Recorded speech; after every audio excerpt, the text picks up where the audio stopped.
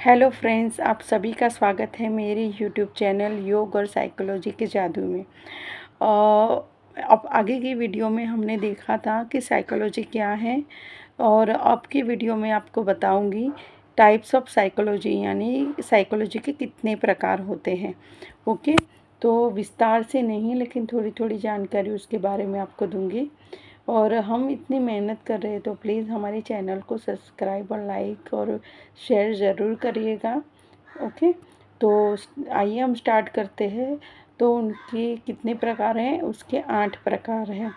पहला प्रकार है कि नैदानिक मनोविज्ञान, यानी क्लिनिकल साइकोलॉजी। यानी जो लोग मानसिक रूप से बीमार होते हैं, जो लोग कि मेंटल हेल्थ ठीक नहीं होती है, जिसको डिप्रेशन होता है, तनाव होता है, हिस्टीरिया होता है, अलग अलग प्रकार की मेंटल प्रॉब्लम होती है, उनका क्लिनिकल साइकोलॉजिस्ट के द्वारा निदान किया जा जाते हैं। जैसे हमें एक नॉर्मल डॉक्टर बुखार की दवाई देते हैं और हम ठीक हो जाते हैं, वैसे ही मानसिक प्रॉब्लम के लिए उनका डॉक्टर अलग होता है। जो ऐसा नहीं, कुछ लोग ऐसा समझते हैं कि नहीं है, ऐसे जाने से हम पागल थोड़ी हैं, लेकिन ऐसा नहीं है, ये एक भ्रम है। पागल होना और मानसिक रूप से बीमार होना दोनों अलग अलग चीज़ है। कभी कभी हमारे थॉट नेगेटिव हो जाते हैं तो हम डिप्रेशन में भी चले जाते हैं। तो उसमें से बाहर निकलने के लिए हमें क्लिनिकल साइकोलॉजिस्ट का सहारा लेना पड़ता है, और वो बहुत अच्छी तरह से थोड़े दिनों में हम बहुत स्वस्थ हो जाते हैं। ये कोई बुरी बात नहीं है। तो आज से ही मन में निकाल दीजिए कि मानसिक रूप से अगर बीमार हो तो उस डॉक्टर के पास हमें नहीं जाना चाहिए। दूसरा है विकासात्मक, यानी कि डेवलपमेंट साइकोलॉजी। यानी एक मानव विकास है, उसमें शारीरिक यानी फिजिकल हेल्थ को कैसे ठीक रख सकते हैं, संज्ञानात्मक हेल्थ, फिर सामाजिक, फिर भावनात्मक, और इस सब का अध्ययन इस साइकोलॉजी में किया जाता है। फिर सामाजिक मनोविज्ञान, यानी सोशल साइकोलॉजी। यानी हम समाज में कैसे बैठे उठना चाहिए, कैसे व्यवहार करना चाहिए, कैसे रिश्तों को हम अच्छे बना सकते हैं। फिर सामाजिक कोई भी प्रॉब्लम है तो उसमें से हम कैसे बाहर निकल सकते हैं, उसके बारे में समझाया जाता है। यानी प्रॉब्लम सॉल्व कैसे कर सकते हैं, उसके बारे में सोशल साइकोलॉजी होता है। फिर संज्ञानात्मक कॉग्निटिव साइकोलॉजी, यानी ध्यान, हम मेडिटेशन क्यों करना चाहिए, कैसे करना चाहिए, उसके बेनिफिट्स क्या है, वो जानकारी देते हैं। फिर स्मृति, हमारी मेमोरी को हम कैसे बढ़ा सकते हैं, मेमोरी हमारी कमज़ोर है तो हमें क्या करना चाहिए, क्यों हमारी मेमोरी कम हो जाती है। कल मैंने आपको बताया था कि मेमोरी सभी की सेम ही होती है, लेकिन याद हमें वही रहता है जिस चीज़ में हमें ज़्यादा इंटरेस्ट होता है। यानी किसी को मैथ्स में ज़्यादा इंटरेस्ट है तो मैथ्स की चीज़ें उसको ज़्यादा याद रहेगी। किसी को जिस भी सब्जेक्ट में ज़्यादा इंटरेस्ट होगा उसमें वो चीज़ ज़्यादा रहेगी याद। और जैसे कि किसी को रसोई का बहुत शौक़ है तो रसोई की हर चीज़ उसको याद ही रहेगी, उसे याद नहीं करनी पड़ती है। तो वैसे ही लोग ऐसा समझते मेरी मेमोरी कम है। मेमोरी सबकी सेम होती है, लेकिन हमारी पसंद और नापसंद क्या है उसके ऊपर डिपेंड है। फिर हमारी भाषा पर उसका काम होता है। फिर व्यवहारिक, यानी बिहेवियर साइकोलॉजी, हमें कैसे बिहेव करना चाहिए, हमारा बोलने का तरीका, हमारी बात करने का तरीका, हमारी स्पीच कैसी होनी चाहिए। फिर हमें बड़ों के साथ कैसा व्यवहार करना चाहिए, छोटों बच्चों के साथ कैसे रहना चाहिए, फिर हमारे टीचर्स के साथ, हमारे दोस्तों के साथ, हमारे घर में हमें कैसे सबके साथ रिश्ता निभाना चाहिए, वो सारी जानकारी साइकोलॉजी में होती हैं। और वैसे तो साइकोलॉजी बताता है कि गर्भावस्था से लेके हम वृद्धावस्था तक साइकोलॉजी को अपना सकते हैं। जैसे कि 9 महीने एक स्त्री अपने गर्भ में बच्चे को धारण करती है, तब हमें वही करना चाहिए जैसा हमें बच्चा चाहिए।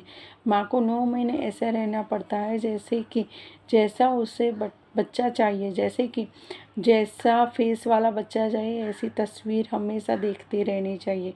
फिर बच्चे को खुश देखना चाहते हैं तो खुश 9 महीने बहुत खुश रहिए।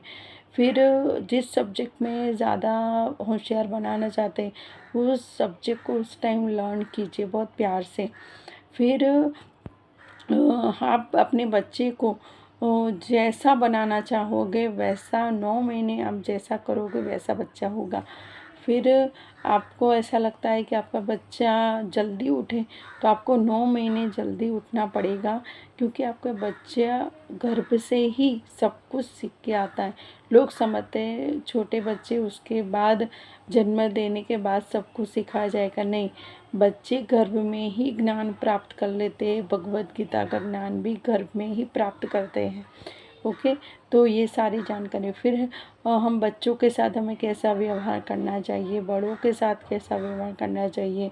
जब छोटे होते हैं तो हमारे पेरेंट्स हमें बहुत प्यार करते हैं, लेकिन जब वृद्धावस्था आती है तो वो खुद बच्चे बन जाते हैं, तो हमें भी बच्चों जैसा व्यवहार उन लोगों के साथ करना चाहिए, उन लोगों को रिस्पेक्ट देनी चाहिए।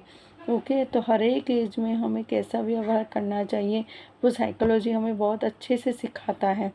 फिर औद्योगिक इंडस्ट्रियल साइकोलॉजी, यानी कंपनी में हमें कैसा काम करना है, कैसे व्यवहार करना है, फिर लोगों के पास कैसे काम करवाना है।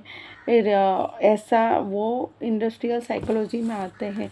कंपनी में अपने कामदारों के पास कैसे वर्क कराना चाहिए, कैसे उनके पास काम लेना चाहिए, कैसे बातचीत करनी चाहिए, कैसे अपनी इंप्रेशन रखनी चाहिए, वो सब इंडस्ट्रियल साइकोलॉजी में आता है। फिर आता है सातवां बायो साइकोलॉजी, यानी कि जैव साइकोलॉजी, यानी मस्तिष्क, अपना जो माइंड होता है, मस्तिष्क होते हैं, तंत्रिका और व्यवहार, हमारा माइंड और व्यवहार एक दूसरे के साथ कैसे कनेक्टेड है उसके बारे में इस साइकोलॉजी में जानकारी होती है। फिर एजुकेशन साइकोलॉजी, यानी शैक्षणिक साइकोलॉजी, ये बहुत इम्पोर्टेंट है। आज ये बहुत ज़रूरी हो चुका है। आज ज़्यादातर जो बीएड कॉलेज होती है उसमें भी साइकोलॉजी पढ़ाया जाता है। क्यों पढ़ाया जाता है कि बच्चे के साथ हम कैसे कनेक्ट कर सकते हैं, बच्चों के साथ हमें कैसे व्यवहार करना चाहिए, बच्चों को हमें कैसे प्यार करना चाहिए, कैसे एजुकेशन देनी चाहिए।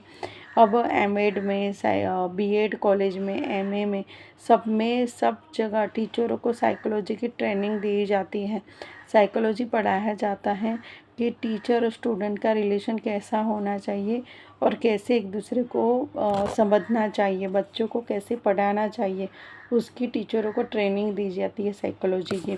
फिर यानी स्कूल में बच्चों को कैसे पढ़ाना चाहिए, कैसे उसके साथ व्यवहार करना चाहिए, उनके साथ बहुत स्ट्रिक्ट नहीं होना चाहिए, उनको प्यार से हर एक चीज़ समझानी चाहिए, तो बच्चा समझेगा ही। फिर आता है फॉरेंसिक मनोविज्ञान, यानी कानूनी न्याय। न्याय के लिए फॉरेंसिक साइकोलॉजी का उपयोग होता है कानून के लिए, कि हम एक मुजरिम को कैसे पकड़ सकते हैं, कैसे उसके पास कुछ काम करवा सकते हैं। यानी फॉरेंसिक, यानी कानूनी तौर पर जो साइकोलॉजी का उपयोग होता है उसे फॉरेंसिक साइकोलॉजी बोलते हैं। फिर स्वास्थ्य, mental health psychologist, health psychology बोलते हैं, यानी फिज़िकल हेल्थ और मेंटल हेल्थ को हम कैसे ठीक रख सकते हैं उसके बारे में उसकी जानकारी दी जाती है हमें। दोनों को योगा, प्राणायाम, ध्यान करने से हमारी मेंटल और फिज़िकल हेल्थ डेवलप होती है, ओके, ठीक रहती है, एक दूसरे के साथ दोनों जुड़े हैं। अगर फिज़िकल हेल्थ बिगड़ेगी तो मानसिक रूप से हम तनाव में रहेंगे, अगर हम तनाव में रहेंगे तो फिज़िकल हेल्थ बिगड़ेगी। तो हमें दोनों को सही तरीके से रखने के लिए, हेल्दी रखने के लिए, हमें फिज़िकल हेल्थ और मेंटल हेल्थ को स्ट्रॉन्ग बनाने के लिए योग, प्राणायाम और मेडिटेशन जीवन में अपनाना ही होगा। क्यों? क्योंकि अभी तो जैसे योगा डे बनाया जाता है 21 जून को, वैसे 21 दिसंबर को ध्यान का डे भी मनाया जाता है। अभी 21 दिसंबर को 2024 में ध्यान का दिन है, उस ऐसा घोषित किया है, यानी 21 जून को ध्यान डे मनाया जाएगा। फिर उसके बाद आता है फॉरेंसिक, फिर आता है स्पोर्ट्स साइकोलॉजी, खेल कूद, स्पोर्ट्स और खेल शारीरिक यानी जोड़ों को कैसे स्वस्थ रखें, खेल कूद में कैसे स्ट्रांग बने, उसकी भी साइकोलॉजी होती है। ऐसे 11 प्रकार की साइकोलॉजी होती है। ओके, तो ये है टाइप्स ऑफ साइकोलॉजी। अगर ऐसी जानकारी अच्छी लगी हो तो वीडियो को लाइक करना, सब्सक्राइब करना, और मुझे अभी तक सुनने के लिए थैंक यू सो मच।